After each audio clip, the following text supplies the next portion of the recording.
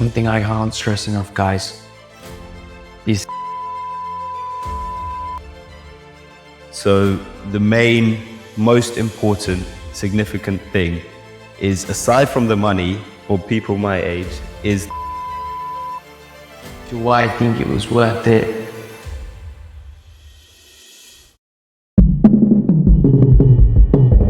bsp.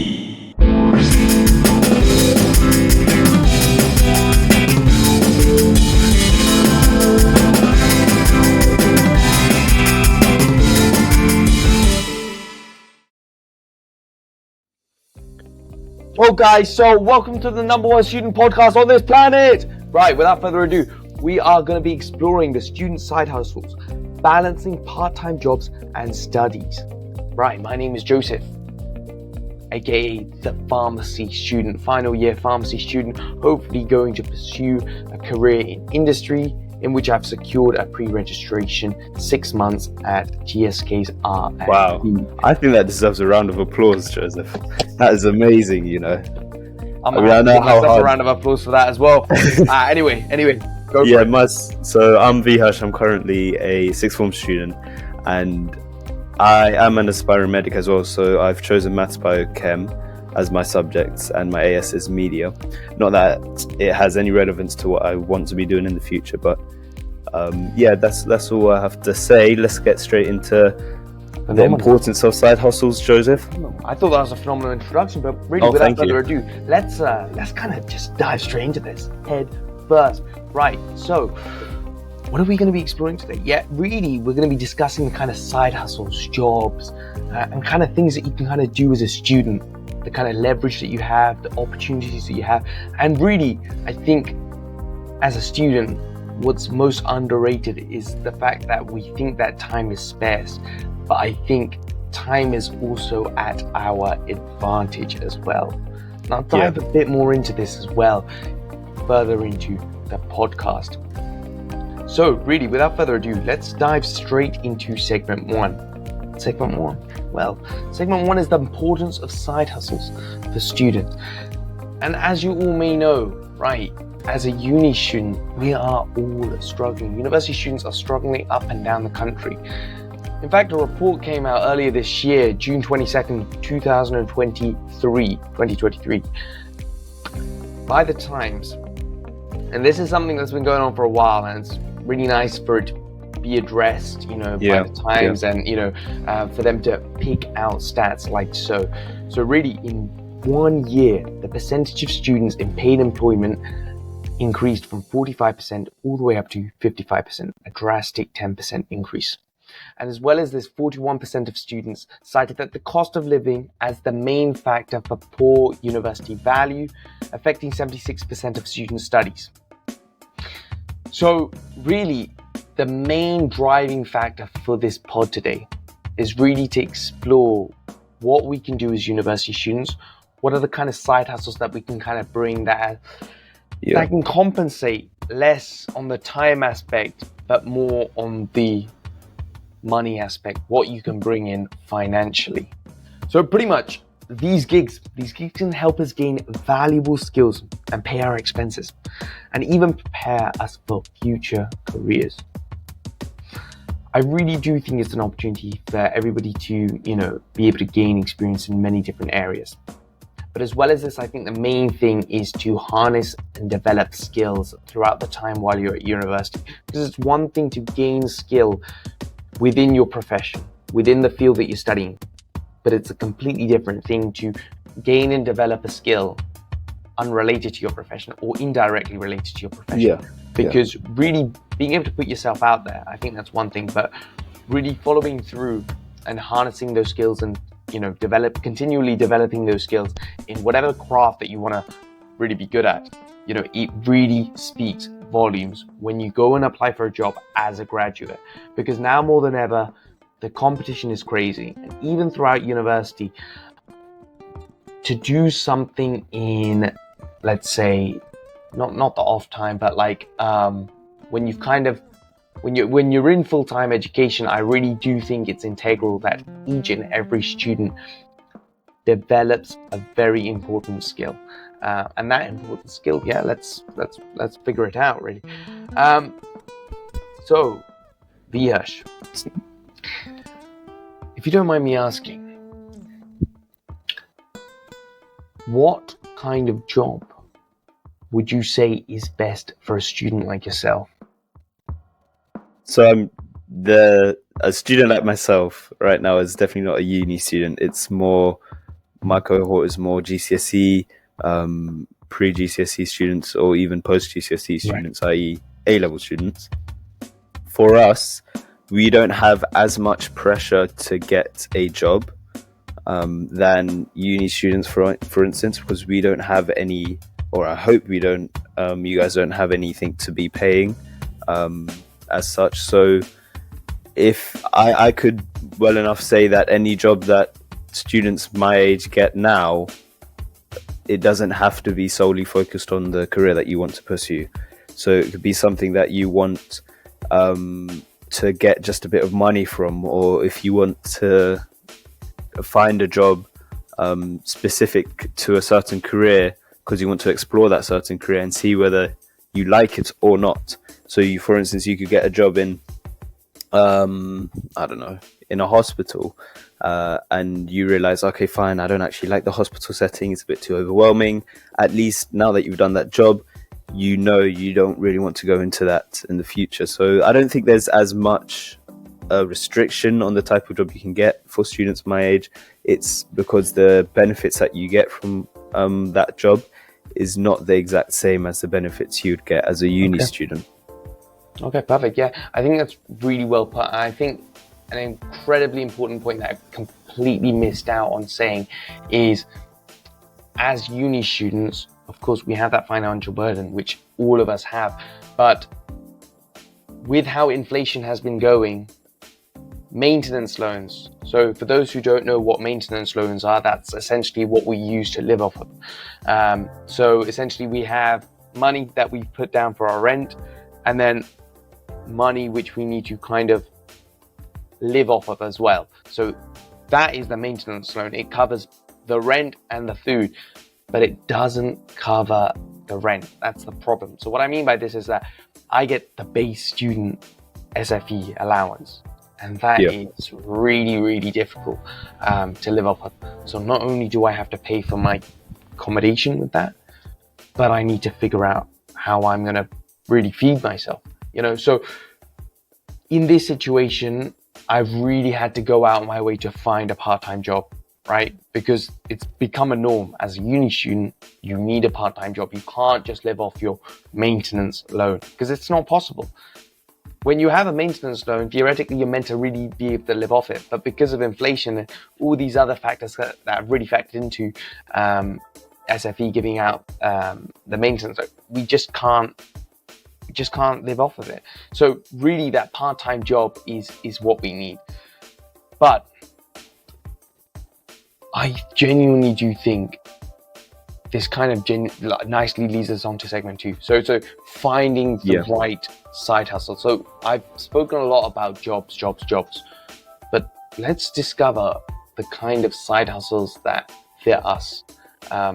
And these aren't, you guys might have already heard of some of what I'm about to say, but I really genuinely do think there might be one or two here and there that you might be thinking, wait a minute, that might be something that I might just have to give a try.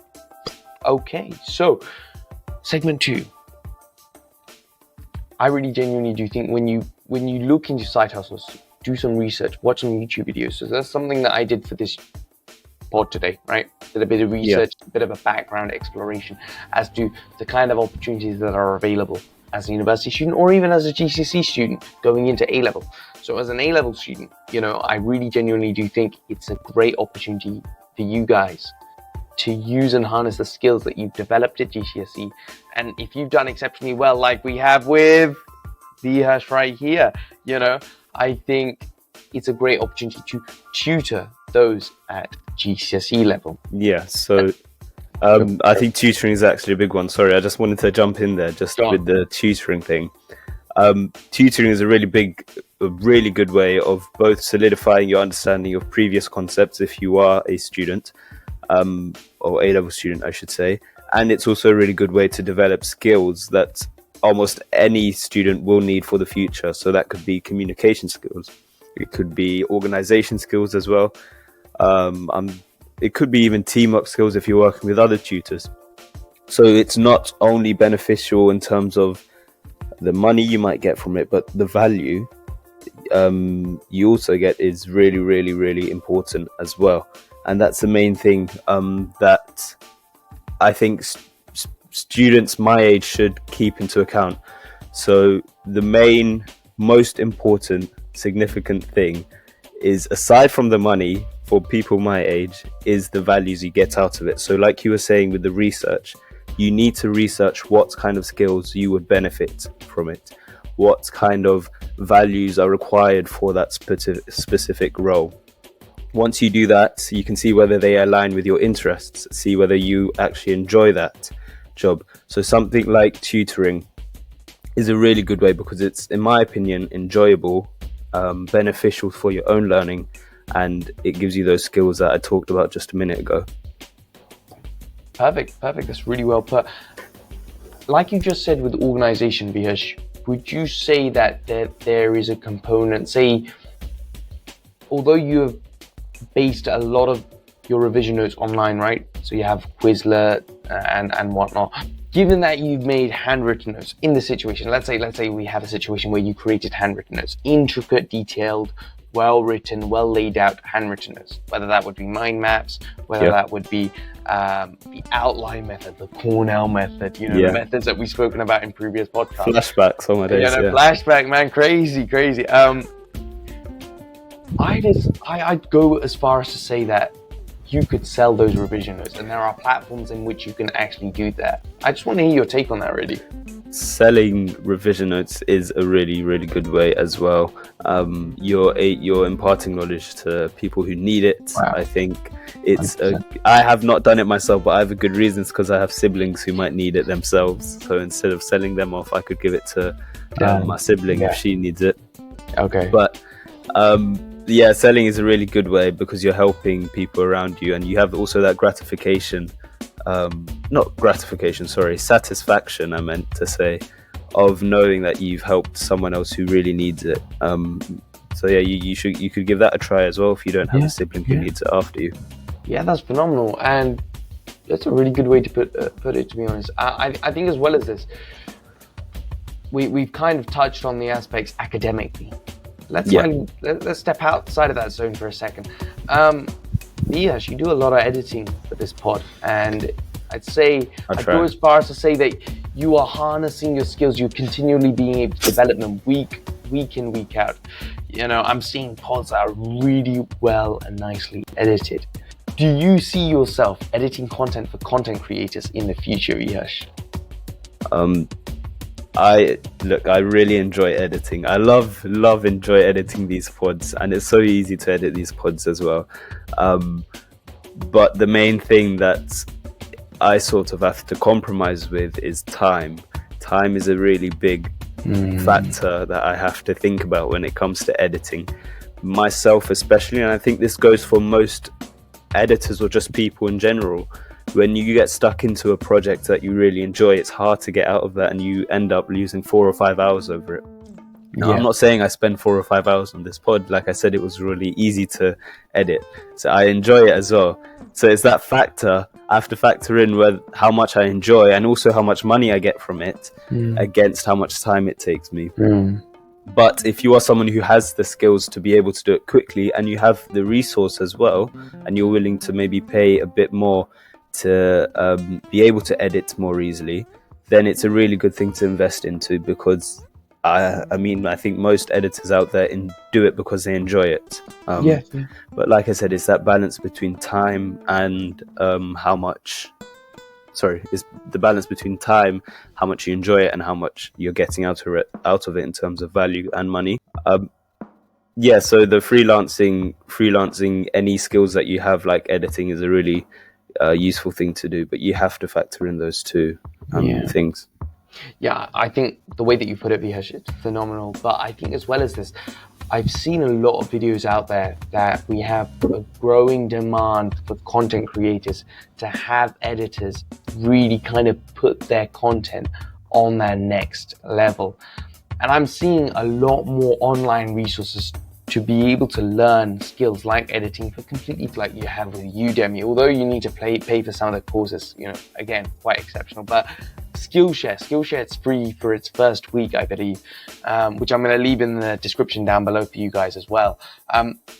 It's being able to utilize these online platforms, and as well as this YouTube as well. YouTube, there's so much free content out there for you guys to learn off of, whether that would be learning how to use Adobe Premiere Pro or Final Cut Pro X. Like, these are top end spec editing softwares. Vias, do you mind me asking what software you use for editing? Sure. So I was in a bit of a rush, I'll be honest, when I was looking for a software to use. So I was just pouncing on anything that was free and user friendly. Okay. I'm currently using the Descript app, which I think is a bit niche, but it's like I said, it's quite user friendly, nice and interactive, and it gets the job done, which is the main thing. Yeah. Whether I'll be using something bigger or much better in the future, I think we'll have to wait and see. We'll see down the line. But I think it's really about, as students, we need to utilize the resources that we have at our disposal. And one thing Vihesh has done here, is that he has been incredibly resourceful in that he's factored in money, time, and how ultimately effectively, he's executing everything that he does. So I think it's really an inspiration to look at Vihesh, to see what he's doing, and to really execute week on week the videos that we are putting out. So thank you, Vihesh, for that. No. Let me just say one thing. Thank me for that. I think you're putting a bit too much into giving me all the credit, Jordan. All right. Okay. You know what I'm reading off of right now? All of the work and research you put in. Guys, remember at the start of this segment when we said research is key? Who's done all of the research for this? You. I just wanted to say that before we move on. Okay. Thank you, Vihesh. Okay, it's very incredibly nice of you. But swiftly moving on. Thank you for that, Vihesh. Some of the more unconventional side hustles that I've kind of come across, well, you guys might have already seen this, but flipping cracked screens, cracked iPhones on Facebook Marketplace, and then being able to essentially flip them for a profit. Now, although I haven't necessarily done this myself, I have seen other people do it.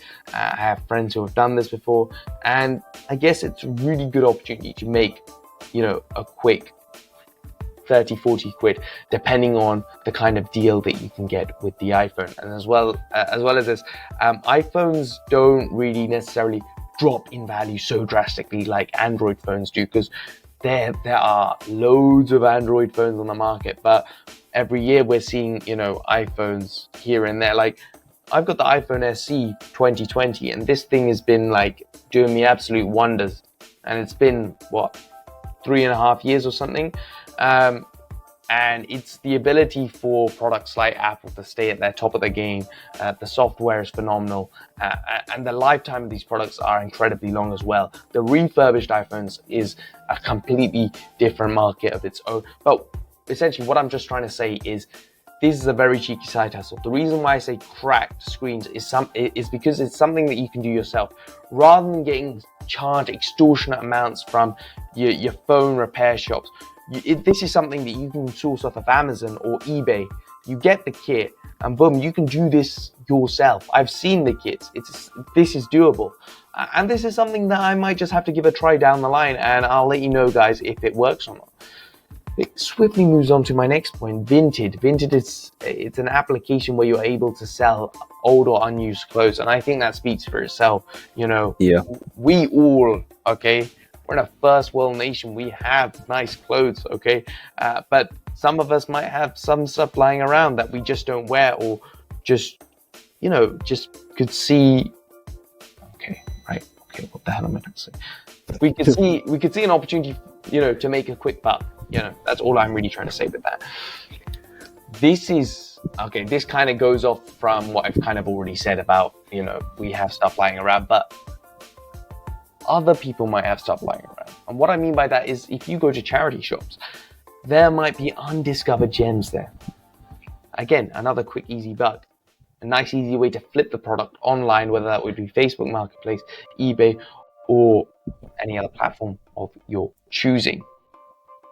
Now, the most unconventional and most underrated side hustle that I have kind of came across while I was at university is cleaning services in university accommodation. Now, I don't come at me for the legality purposes, this, that, and the other. But I live in a third-party accommodation, and I have seen people who have put flyers through our doors and said that we are giving so-and-so service for a so-and-so fixed amount of price. We will clean up everything in your flat. Now, say if it was like a 20 to 30 pound service charge and you have 5 people in your flat, bro, if it's a 30 pound service charge, £6 per person, I think that's an incredibly fair deal. But we need to also factor in expenses like cleaning equipment, how long it's actually going to take you, and how many of you are there going to be? Like, is it just going to be yourself? Because that's going to be a lot of hard and manual labor, and you also need to factor in the time. Is it an absolute tip? Would you much rather give them a quote beforehand before checking out what it is that the kind of catastrophe that's kind of unfolded in their kitchen or living room? Yeah. Or are you going to have a look at the catastrophe before you plan to tackle it? But those are some really, really good examples, Joseph. The main thing I want to address with those is that, like you've just said, is the physical side of it. So it's quite it's quite manual when it comes to doing some of these jobs, and it might not fit in with the schedule that students have. So I was listening to a podcast a couple months ago, actually, when which gave us some examples of things you could do on the side, which both fit into nicely with the schedule, but also develop some of your interests. So that could be a person who enjoys writing stories. You could sell your stories on websites like Gumroad, and although it might not be as although you might not see instant results, it's something that you have to be a bit patient with, and it also means that you're doing what you love when you can, rather than something like you said. Although the cleaning service at uni is a really, really good way of getting a bit of money instantly, it requires, like I said, that physicality of doing it, which might not appeal to some who can't do it because of time management, which I think takes us nicely onto the third segment, where we will be giving you guys some time management skills. But the issue when it comes with finding these side hustles is being able to balance how much work you do and prioritizing your studies. At the end of the day, your studies need to come first. It's called a side hustle for a reason, okay? Because it's you should be doing it on the side. You should be doing it as a part-time job.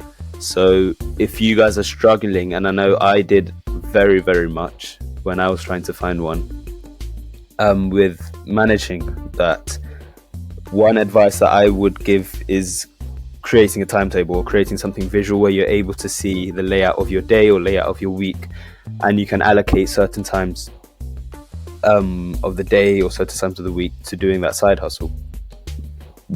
But it's important not to procrastinate and overestimate how much time you're giving to that side hustle. Thank you. You literally read my mind. Beautifully said. Wow. Okay, so it's so you can't go on and say, okay, I finished school at 4:00. I'm gonna start my side hustle at 4:10, although my journey back home is about an hour. That's not gonna work, is it? That's obviously a really stupid example, but it kind of gets that point across where a lot of students, including myself, we don't realize how much time that side hustle actually takes out of our day or takes out of our week. When I was working at a GP over the summer, if I can just give a quick anecdote, Joseph, if you don't mind. I was working at a GP over the summer. It was a really good opportunity for me to experience PCN, which is a primary care network, because before that I didn't have any experience in any medical setting. So I was really, really lucky to get that opportunity. And when it was closing towards the start of year 12, I thought, oh, you know what? I'd have a lot of free periods. I could just do some work in my free periods, or when I end early, or I could just do a couple hours on a Saturday. Shouldn't be too bad. And when I started, I think it was within the first few days of sixth form, I just realised how much workload I had, both academically, but a lot of extracurricular activities that I had to sign up for and I had to commit myself to. And I didn't realise how much time that would take out of my day and my week, and how tired I would be as a result. And that stopped me from investing in a side hustle. Yeah. Now I know, Joseph, you had a similar experience when you were in a couple of years ago when you were working as a lifeguard. Could you just tell us a bit about that? Yeah, again, like, I think it's incredibly important to set your priorities straight. Like Diaz just said, management is such a huge thing. And I say this because, you know, lifeguarding, like, as my work pattern shift really did not fix my sleep pattern, if you know what I mean. So essentially, I was waking up incredibly early on the weekend. I'd be waking up as early as between 3 to 4 a.m., 4 a.m. I'd say, and on a Saturday morning, and I'd be going to bed every day throughout the week at around 1 a.m. in the morning. Oh my and days. you know, you'd come up to a Friday, and then okay, I'll definitely try to get to sleep early. You know, I should be able to get to sleep at around like I don't know, 11, 10 p.m. That would be really good if I can get to sleep at around 10 p.m. That's only if I'm lucky. You know? That's not even a good 8-hour sleep by any means. But what I am trying to say is I would have maximized the most amount of sleep that I even could have gotten, because I was really struggling to sleep at that point. But even beyond that point, week after week after week, I was making the same error, and my sleep was affected ultimately. And this had some degree of an effect on my studies as a result of that. And when looking back on it, it's fairly controversial to say that it wasn't worth it, because I got so much experience out of working as a lifeguard during sixth form. So that's something that I do encourage as a sixth form student. If you are looking for a part-time job, working as a lifeguard, a phenomenal opportunity. But again, if I knew about the opportunities for being able to work in pharmacy, then I would have really taken up that opportunity as well. But really looking back on it, sleep was a cost. And do I think it was worth it? Well, there's two sides to an argument. I think some degree of me thinks it was worth it, but as well as this, not necessarily, because it impacted my studies. But, well, I think I've got a question for you, Vihash. Okay? Okay. What is the benefit of side hustles? What is the real benefit of side hustles? Like, we've been speaking about side hustles left, right, and center. We've listed side hustle, and we've gone as far as to say that sometimes jobs and side hustles could affect our sleep. Yeah. Yeah. And even time management purposes. So what is the real, true, and undue benefit of side hustles? I'll just say one thing. Go for it. You might be surprised, but side hustles offer so much more than just money. We don't even realize it. We usually, when people my age especially think, oh, I'm going to get a job, they're like, I'm going to get a couple thousand in the bank. I'll be set for uni by the time it comes. But without realizing, it can help you so much. And we touched on a ton of these things, a ton of the benefits that side hustles can give you. The examples, the benefits are really dependent on the actual job that you choose. So if I go back to that example that I said, it seems like a million years ago now, but if I go to that example that I talked about, tutoring, yes, you get the money from that, but you also get those skills like communication. You also get those skills like teamwork, problem solving. You're able to reinforce your own understanding of a concept. And I mean, when I talk about tutoring, all that comes to my mind is the Feynman technique that we talked about last week, right? you're breaking down these big, hard concepts down into small ones. But that's just one example of a side hustle that can really benefit you in the long term. So, Joseph, have you felt? I know you've done a lot of side hustles when you, now, and also when you initially started university. What were the main benefits that you found?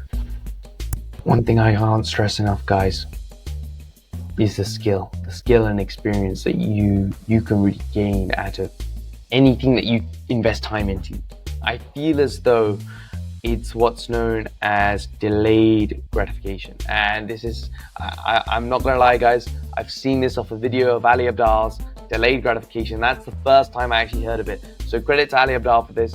But something I really want to stress to you guys as well on this pod, our audience as well here. You guys might have already seen Ali Abdaal's videos, but this is something that I've also taken inspiration of from that particular video. Delayed gratification. This is something huge. If you invest time and consistency to any skill that you are trying to develop right now as well, you will reap the rewards over time, whether that would be sometime down the line, whether that would be, I kind of already said it, but what it is that I'm really trying to hit home to you guys is the fact that it's not going to be given at your front doorstep. You're not going to be given everything that you need instantly, because if it was, everybody would do it, you know. In order to make money, I think with any side hustle, it takes a bit of time, a bit of consistency, and a bit of effort. And if that's something that you're willing to invest to begin with, you will genuinely reap the rewards in the long term.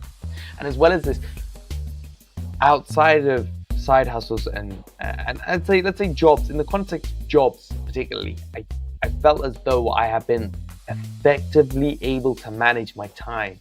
Like, as you said, your experiences at working at PCN, primary care networks, and doing what you're doing and being able to work around your schedule, phenomenal. And likewise, having previously worked as a lifeguard throughout sixth form, I really understood what was required of myself, when, where, and the time, right? When as in, location, I need to travel. Where, like, this is the location I need to get to. This is where my sixth form is. Can I travel to lifeguarding straight after school on a Friday? Which is what I did for the first couple months. In fact, I was working only 3 hours a week on a Friday from like 5 till 8. And I had to effectively calculate, okay, this is the time that I finished sixth form around 4-ish, okay? Can I effectively get from my sixth form to where I was working as a lifeguard? Which, in fact, I could. And something I executed well, in fact, and I was able to balance well. And that was only due to my effective time management skills and being able to balance it effectively alongside my studies. But Vihash, if you don't mind me asking, we've addressed so many points in this podcast today, and we've spoken about the benefits of money and the upside to having a job, to having a side hustle. Is there any downside to having, all this, all these things that we are putting ourselves in, whether that would be a side hustle or a job that we are committing to? Any benefits, did you ask? Downside. Downsides, okay. Yeah. We've said the mental health impact that it's had, and also the time consuming aspect of it. In fact, there was a student from UCL who investigated how the cost of living crisis affected the mental and emotional well-being of students across Russell Group universities, and they found that about 90% of the students were experiencing these mental health side effects because of the money issue, essentially, and only about 20% of them actually received government support, which just goes to show how this problem is not addressed enough by universities or even by the government, if we're going that big enough. And if at the end of the day you can do a really good side hustle that you get a lot of money out of, but if it's impacting your sleep, like with yourself, Joseph, or your mental health, or just your physical health in general, there's really no point in doing it, is there? And then with the whole time management issue, that sort of links in with the mental health. The less time you have, because of your side hustle, the more likely it is to add to your stress, which we can go into big depths in a different pod. But stress is a big factor when it comes to these side hustles. You've got to realize not to overestimate things, and actually come to terms with how little time you have when it comes to balancing studies and the side jobs. 100%. Yeah, you couldn't put it any other way, to be honest. Well done, Vihash. I think it's something, genuinely, like, I think this is huge. I think the mental health space with respect to being a student, now more than ever before, it's incredibly prevalent. It's something that needs to be addressed, and I'm glad that's something that we have addressed in this pod today. And of course, guys, honestly, if there's anything that you guys are struggling with, or you guys ever want to reach out to us, you guys have got our email. Drop us an email. If there's anything that you want to ask us, whether that's with respect to revision techniques, side hustles, or even like the best jobs that you could do relative to the career that you want to pursue, for example. So myself, as a pharmacy student, I'm working as a pharmacy dispenser, and likewise with Vihash, having gained experience in a primary care network since he wants to become a doctor in the future, pursue a career within the field of medicine. Honestly, if there's something that you have in mind or a question that you guys have, feel free to drop it in our email. Just reach out to us. Please, We're more than happy to help you guys. But yeah, without further ado, I think that kind of really wraps up today's podcast. Effectively, to put in summary, guys, the kind of side hustles that we've kind of covered, whether that would be respect to tutoring GCSE A-level students, selling your revision notes, which I think is an incredibly underrated tool. Because that's something that we have all invested time into. But when I say selling your revision notes, you could go as far as to take photos or scan the photo and then upload it online to a drive where people would essentially pay for it. As well as this, upskilling yourself, creating opportunities for yourself by investing time into yourself. What I mean by that is, going through courses, whether that would be Skillshare or edX. edX is their free platform, or even YouTube, to learn skills like editing, and then being able to go out there, create a portfolio for yourself, like having projects like Vihash. Vihash has done lots of different editing projects before we even started this podcast. And really, it's going on to show that, a lot of what he's done in the past has kind of followed through right here. It really right has, now. It's the translation of experience is huge. Yeah, go for it. So the big key message I just wanted to add on, if you don't mind, at the end is, whatever side hustle you choose, there is a big pressure now for students to get a job that's in tandem with what they want to do in the future. No one is going to know exactly what they want to do in the future by the time they're 19, 20 even, or probably when they choose their uni. I think it's really important not to be pressurized by other people to get a job now that is exactly like the job you want to do in the future. This is more so for people my age. Go for something that you enjoy rather than something that you want to pursue, because that's when you develop these side skills, that's when you develop your interest as well. And don't be afraid of putting yourself out there, because that's how you get networking and things like that. So that's the main takeaway from today's pod.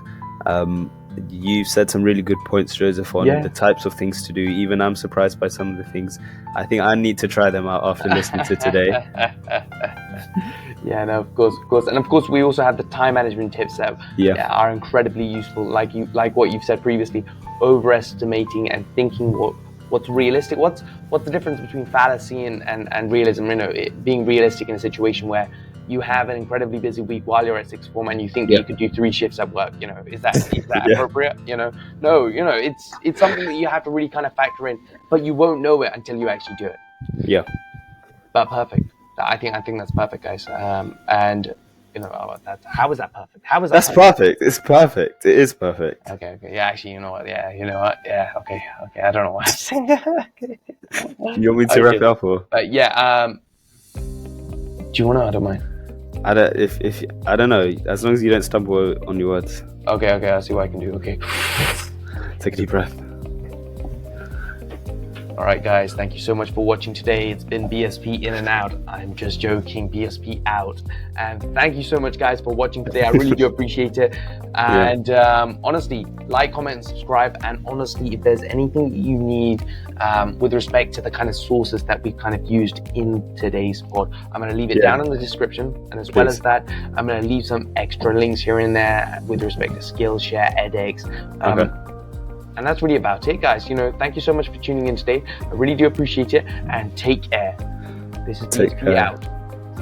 Goodbye.